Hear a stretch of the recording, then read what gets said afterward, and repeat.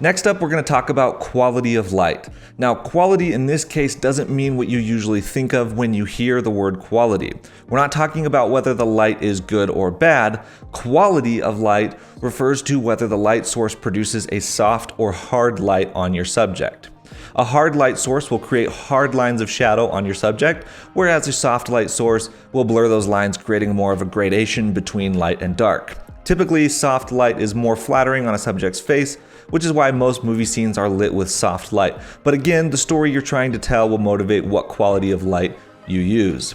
For example, if you're shooting a scene with somebody standing in the sun on a hot day, you may want to allow the light to be hard so that it looks like sunlight. Now, when it comes to quality of light, it's important to understand that the only way to make a light source softer is by increasing the size of the source relative to your subject.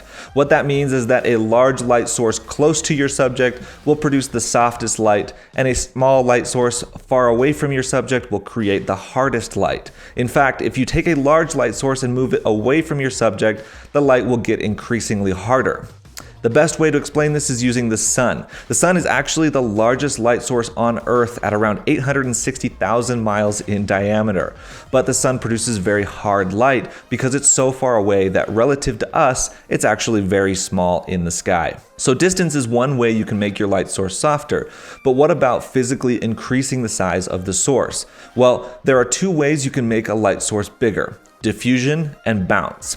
Diffusion is what happens when you pass a light source through a piece of fabric or paper. The light gets diffused and the material you're passing the light through now becomes the source. For example, if I take this LED spotlight, which is currently producing a hard light, and I put a softbox on it, the softbox then becomes the new source and is much bigger than the spotlight by itself. So now it produces a softer light.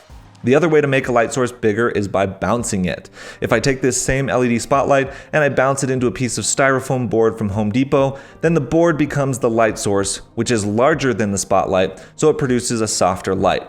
This is the reason why window light is usually very soft. The hard light from the sun comes down toward Earth and bounces off of everything it touches: the ground, the trees, the atmosphere, and it lights up the sky. And then that bounced light passes through your window, creating a very soft light.